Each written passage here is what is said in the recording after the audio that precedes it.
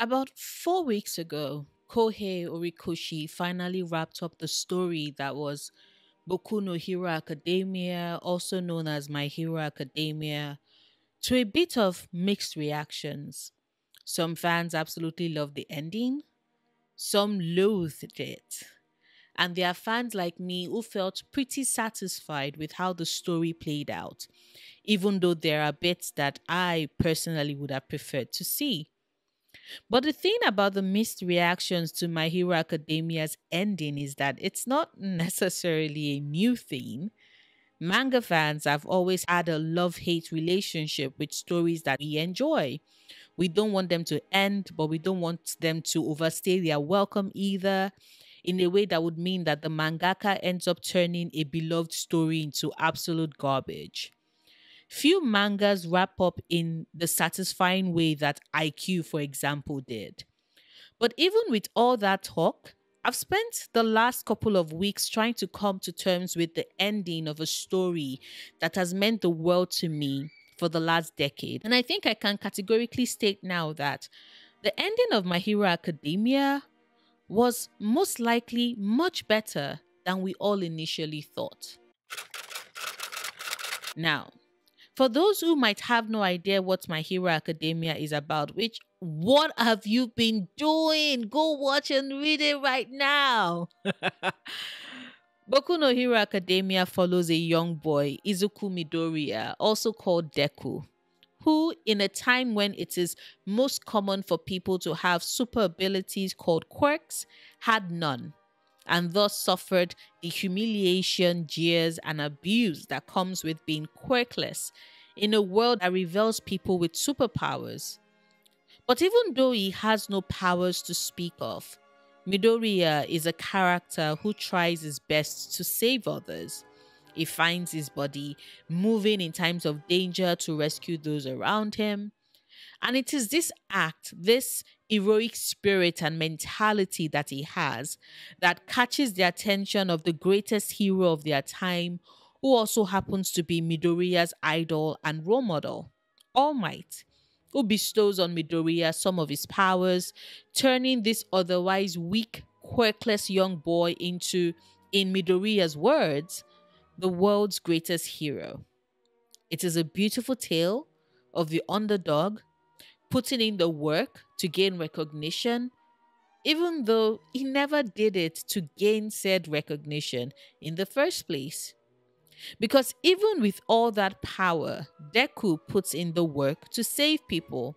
That's always been his deal. That's what he's always been about. And My Hero Academia spends exactly 430 chapters taking us on that journey. It's beautiful. Whether you're a manga reader or an anime watcher, it's a fantastic bit of storytelling that Kohei blessed us with. And yet, this otherwise beautiful story is colored by a lot of fans' perception of what they believe is an unsatisfactory ending to the story. But I think before we talk endings and whether or not Koei Orikoshi delivered on a good one, it is important for us to analyze what is at the core of My Hero Academia, what the story at its heart is about. Because for me personally, Boku no Hero Academia has always been about three things: what defines a hero, the ideological difference between a villain and a hero, and Izuku Midoriya's journey to becoming a hero. And whilst on that journey, the need for him to stop his fixation and perception that his heroism has to be tied with self sacrifice. Midoriya's story arc in My Hero Academia has always been him needing to stop engaging in self destructive behaviors, driven by the perception that he and only he can save the day. Midoriya's journey is one of heroism, yes, but an heroism that needs him to see and accept the bloody help that is available to him, to accept the hands that reach out to help him. From All Might, back when he was still a quirkless young boy, accepting the mantle and responsibility of one for all, to the hands of classmates and friends that reach out to him at the end of the story. And I really don't think that anyone who has been engaging with this story can make the argument that Kohei didn't explore and resolve all three themes with the conclusion that we were given. Let's start with the core theme of what defines a hero. Is a hero someone that has powers? Yes and no. My Hero Academia helps us see that a hero is anyone who is willing to put in the work to save others, whether they have powers that are earth shattering, like All Might, able to change the weather with just a burst of flight, or they are someone like Aoyama with his naval laser quirk that initially made him nauseous when we start the story, and at the end is trained well enough to be able to use it to take down bots and villains. Now, spoiler warning for the anime onlys who haven't read the manga and don't want to be spoiled. I would have my hands up when I'm going in detail into spoiler territory and would drop my hands back down when I'm done. So, as I was saying, with Aoyama, we see someone who goes from being a trusted classmate to one who was revealed to be the traitor who had been feeding the League of Villains info on his classmates because of his ties to All for One, and who ultimately ends up standing for his convictions and his classmates, betraying All for One and the hold the latter used to have on him. Just like Deku, Aoyama was also born quirkless. And like with Deku, Koei explores the themes of we define our own heroism with our actions, and nothing says that just because circumstances have you in a particular mode, you cannot step out of it. With Aoyama, we see heroes as people who actively make the choice and decision to do the right thing and fight on the side of good. People who are willing to admit their mistakes and try their best to make up for it. Which is why we see him alongside the rest of Class 1A fighting in his own way at the final battle, and why we see him alongside them as a full-fledged hero 8 years after the war. But it's not just Aoyama. All of Class 1A represents the diversity to be found within their society with regards quirks. Some that might be considered useless, some that might be considered more powerful than others, and some that have quirks that distort their physical bodies and presentations in a way that has them discriminated against by the larger society. And then, of course, there's the perv Mineta, which... But what Class 1A represents and what we see reflected in society as a whole is that no matter how weak or small or insignificant anyone might feel they are, their contributions are enough to turn the tide of battle, to save someone in need, which means ultimately anybody can be a hero. Whether you have quirks that turn your sweat glands into explosions that propel and strengthen you, or you're a quirkless young boy who eats a strand of air and gains power beyond your imagination, or you're a young girl who has been severely abused because of your rewind quirk and still steps up in your own little way to help the young boy who had extended a hand to save you from a life of fear and pain. Or you're an old woman who stumbles on a young boy who had been trapped by his family because of his quirk and would most likely have turned to a life of villainy, but instead gets a chance at something else because you extended a helping hand and gave him warmth and love. My Hero Academia ends by showing us a much better world, one where villains are at an all-time low, not because they had all been defeated and are rotting away, but because the society is one that now recognizes that if everyone steps up to help in their own way, they are all by definition a hero. And a society where everyone is encouraged and invested in doing their bits and thus being heroic by that standard is a much better one, with a reduced number of villains present in it.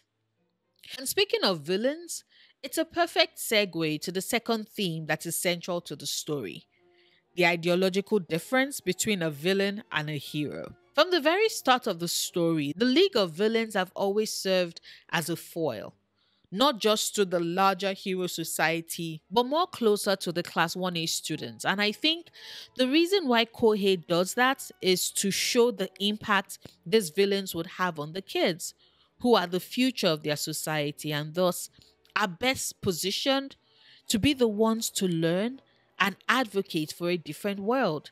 It's why Ochako gets so many moments with Toga to really understand her, her motivations, and how she turned out to become who she is. It's why she mourns Toga's passing and her inability to save this girl who turned out the way she did because of just how unfair their world is. How dismissive it is of those who exist on the fringes and so are not considered worthy of being saved. It is why the story holds up Dabi and Todoroki as parallels to each other, both of them sons that Endeavor was a terrible, terrible father to. Although Dabi's perception of Endeavor's treatment of Todoroki is very flawed, as he was also a child looking through that lens of having been abandoned for the better experiment. Seeing them contrast each other and how what ultimately helped save Todoroki are his friends, the people who saw him, saw his pain and stood up for him, and reached out to him, and what Dabi never got the chance to experience. It's the same with Spinner and Shoji, and how he is surprised that Shoji would choose to stand by and defend the same people who had terrorized and abused people like Spinner and Shoji himself for looking different. It's the same with Shigaraki, and how the story has him serve as a foil for Deku. The core ideological difference between the villains and heroes in the story is that villains never got the chance. The world was rigged against them in the first place, and no one ever reached out a hand to help or save them. In a flawed world like theirs, it's their society that births the villains who end up preying on their fellow citizens. The battle at UA, the final battle that wraps up the entire story, is one that, yes, has the cool, awesome moves and has our heroes pushing themselves to defeat the villains. But it's also a battle to reach out to these villains, to help them see that they are understood and their pain acknowledged, and that ultimately everyone starts out wanting to be heroes. Life is what ends up creating the divide and turning them into villains. Except for All for One, of course. He's just born wrong.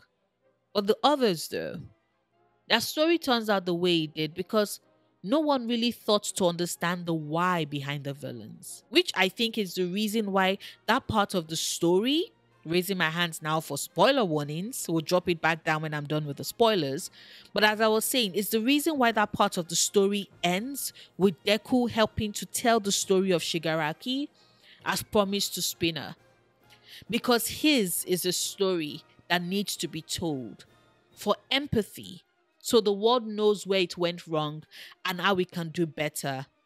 And also how ultimately Shigaraki, like everyone else, also started his life wanting to be a hero. Until life happened. And finally, we get the theme of Midoriya needing to learn that he doesn't have to destroy himself to save the world. Matter of fact, there are people who want to support him and are willing to go that extra mile to help save him. From the moment he accepted that strand of All Might's air and swallowed it, accepting the help of others was always going to be the core of Deku's arc. And he was always going to stand in conflict with his desire to run headlong into putting himself in danger.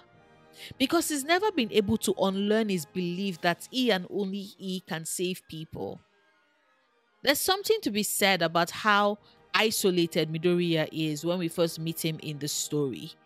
He's lost his friends due to not having any quirks, and he's bullied a lot by Bakugo and his new friends. And so Midoriya, as at when we meet him at the start of the story, is alone. Up until he rushes in to save Bakugo from the villain that was about to drain his former best friend like an energy source. So the Deku we meet at the start is one who thinks only he can step in to save the day. And he can't count on anyone else having his back because they've never really done so. but he's always willing to sacrifice his life and his limbs to save others. That's the kind of hero Izuku Midoriya is. The person who would give his all to save someone else. And we see this happen time after time throughout the story.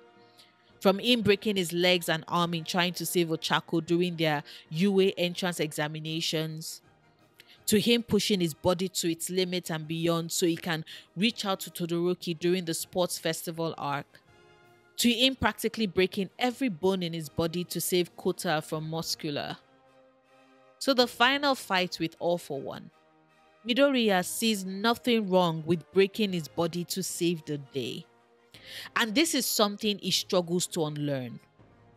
His character arc is a realization that he doesn't need to push his body into self-harming territory, because just as he's willing to sacrifice everything to help someone in need, those around him, his friends and classmates, and everybody is inspired or helped in some way, are just as willing to step up to the plate to help him. And that's how he eventually wraps up his story, by receiving their help, not just in the final battle, but also with him resuming his hero journey by accepting their help with the technology he needs to get back in the game and resume being a hero. Because even without quirks, even without One for All's embers slowly dying out, even when he is as powerful as Day One Deku, Izuku Midoriya remains a hero at heart, one who dives into danger to save people. And if his friends and classmates and mentor who have watched him put in all that work and do his best, if they want to give him the opportunity to continue with that, I think it's a pretty beautiful way to end this story, don't you? So I personally think we got a lovely, amazing, beautiful ending to the story that is My Hero Academia. Do I think we rushed a bit in getting to that ending? Yeah. I think Boku no Hero Academia would have accomplished even more by having its characters, specifically Deku, take the time to slowly breathe and grow and get stronger over, say, an extra year or two in between the story before we got to the final battle. It would have served the story well, I think. But I'm also someone for whom One Piece is my favorite manga of all time. And as we know, Eiichiro Oda is a fan of taking things at a glacial pace. Wano. But all the same, Boku no Hero Academia will always be a story near and dear to my heart that I will return to over and over again because of just how much I love it. What about you? Do you agree? Did you love Deku's story and the ending it got? Let me know in the comments. Don't forget to hit the like button if you enjoyed what I had to say, or hit the dislike button if you didn't. Don't worry, I promise it's not about to become my villain origin story. Share this video if you however think others should hear what I had to say.